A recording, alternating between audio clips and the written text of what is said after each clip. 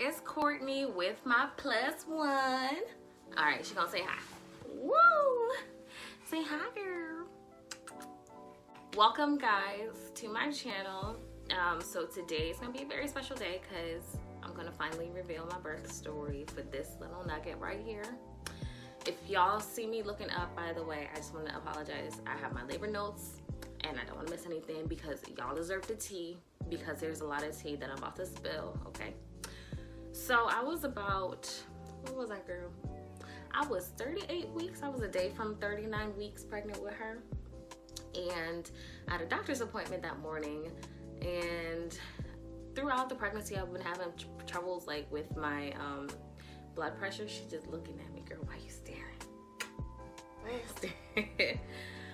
So I was having trouble with my blood pressure periodically throughout my pregnancy with her, and the time that I went, the blood pressure was really high, and my OB was like, okay, well, you're a day away from being 39 weeks, so just go to the hospital and we'll induce you. I was like, oh my God, really? I'm about to have this baby today. So I called my boss, because I had still been working at the time, and I said, look, I'm about to deliver this baby, so you're gonna have to find somebody to cover these shifts because I'm not gonna be back for like 2 months. So instead of just going like directly to the hospital, I went home and I started like packing up some stuff because I'm a procrastinator. So I got my bags packed, and then I went to the store and bought some like goodies to like smuggle into the hospital. And I went to Chick-fil-A. Girl, they gave me my last Chick-fil-A chicken sandwich before they starve you to death. Alright, so at 1:40, I got registered at the hospital. It was 1:40 p.m. And then they had me, so one thing I noticed actually was, usually when I had to go to the hospital because of the blood pressure during the pregnancy, I would just go to triage. But this time when I went, they actually gave me my own labor room. I was like, oh my God, it's real. So they took me into a labor room, and like they had me waiting there for like 2 hours, and then I finally went to go to do an ultrasound, and then the ultrasound revealed that I had low fluid. So they're like, even though you're not 39 weeks, we're gonna just go ahead and start induction because the fluid is low. I was like, all right, cool. So at 7:20 p.m. they used Cervidil. I had the Cervidil inserted, and it's pretty uncomfortable, but it's bearable. And it wasn't until 9 o'clock that I really started to feel like the cramping. I wouldn't say it was like crazy painful, but I could finally start to feel it. So that was 9 o'clock that night. So the next day, because I have to keep the Cervidil in for 12 hours. The next day they came to check me to see how open I was. They came to check me to see how open I was at 7 in the morning, and girl, I was close tight. I was like, I'm not letting this baby go yet. So they were gonna start me on something else instead, but at that point in that morning, the cramps were horrid. They were terrible. But they gave me the opportunity to go take a shower, freshen up, and get ready for hell to come. So they gave me breakfast, and I vomited up. I did not believe I was gonna vomit in labor, but I did. So I threw that breakfast up. And like after I ate breakfast, I stopped taking notes because I was in so much pain. So this is just the rundown now. So they came back in and they gave me Cytotec. Yeah, they gave me Cytotec. It's a disgusting pill that you have to take. Girl, let me tell you something. When they hit you with that Cytotec, okay, it is crazy. The cramps are terrible. They gave me lunch after I took my Cytotec pill. I vomited it up as well. And yo, the contractions were like bam, bam, bam, and they were long. So I knew, like in my head, I knew like I had to like be open a little, right, Jesus? Right, Jesus? Because this is painful. So they gave me Reglan because I kept vomiting, and I was like, yo, we need to do something about this pain. I had wanted to be natural, but it wasn't gonna work because I was literally dying. So they gave me Nubain, and girl, I was loopy. They were like, it's gonna take the edge off. I wasn't expecting to feel high. Like, they gave me like a shot in my thigh, and they injected it into the IV as well. Girl, I was off the planet. My mom, she works at the hospital too, so she was like, can I come up to visit you? And I'm like, I'm a little high right now. I said I'm doped off of Nubain, so I'm probably gonna take a nap. But the Nubain really did help with the pain. It made it much more tolerable. So I was able to fall asleep.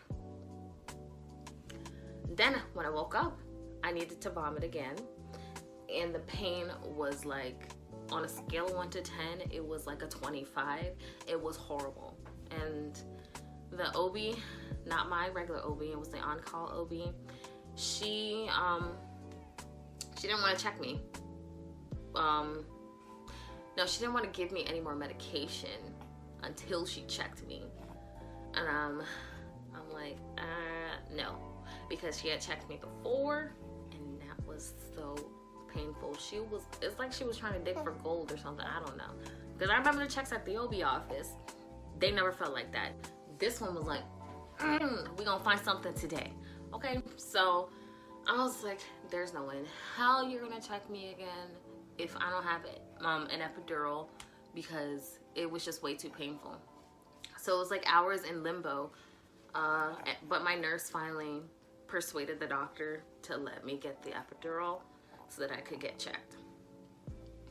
I got the epidural, which is a whole nother story because it took them forever to place it, and I'm just there like, I gotta move because the contractions are just slamming me like one on top of the other.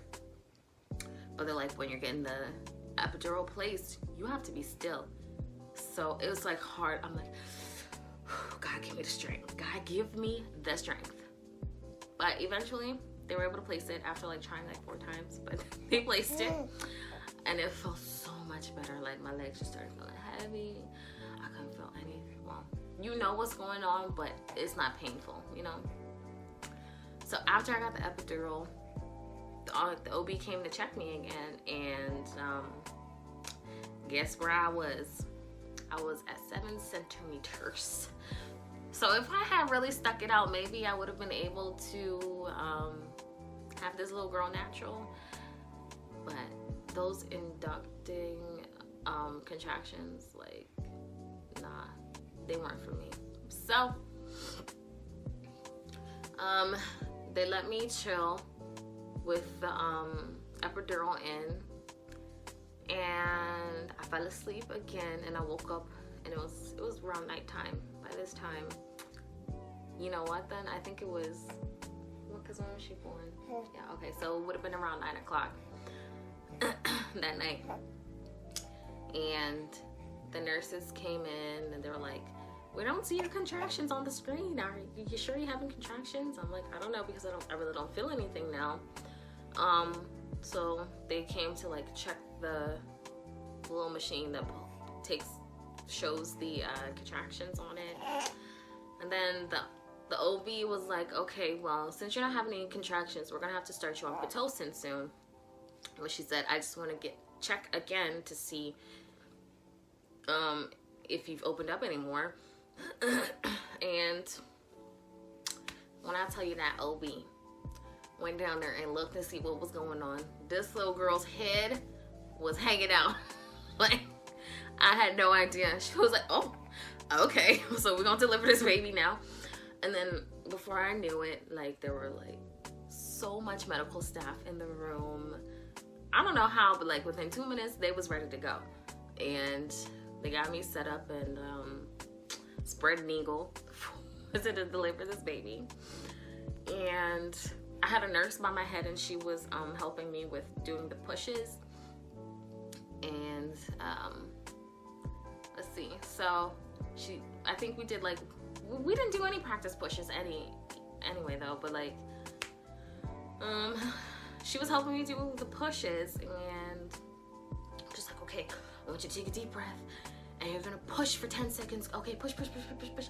Okay, so I'm pushing like I'm taking the world's biggest poop. Like, I'm pushing, okay, because I'm trying to get this baby out. And I did it a total of 3 times.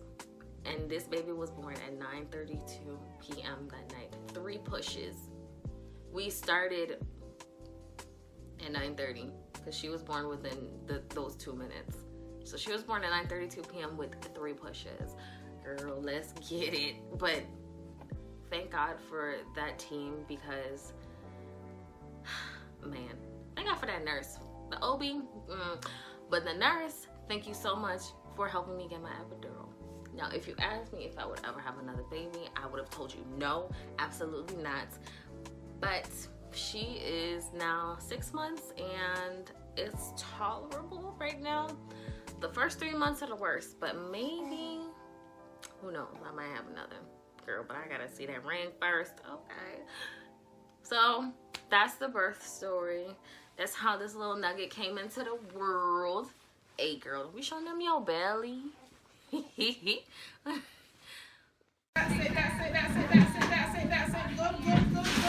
Breathe. No, one more. Do it again. Come on. Really hard push.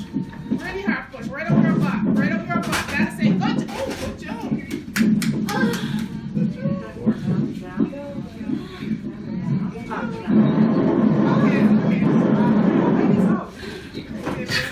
Okay, 9:32. 9:32. What is it?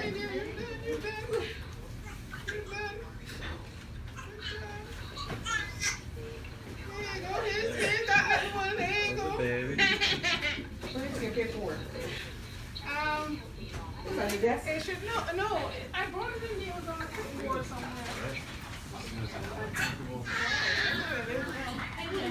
It was there. Go see here. So let me see where it might be.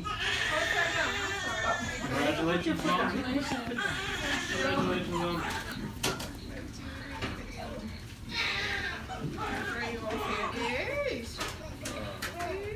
Oh yeah, baby boy or girl? A girl. Okay. Sorry.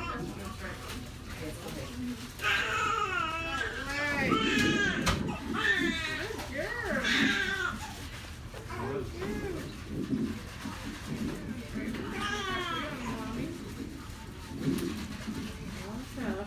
What time is it now? It's 21:33 now. What time was the baby born? 32, 1 minute ago. Okay, go ahead. 1 minute ago. It's been a minute.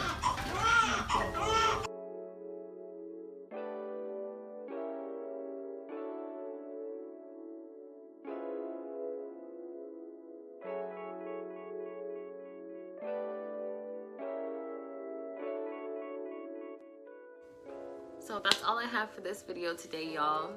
Thanks for watching. Don't forget to like and subscribe if you want to leave more comments, y'all. What was your birth story like? Was it traumatic? Would you do it over again? Are you gonna have more kids? Let me know because I want to know. All right, guys, until we see each other again, bye.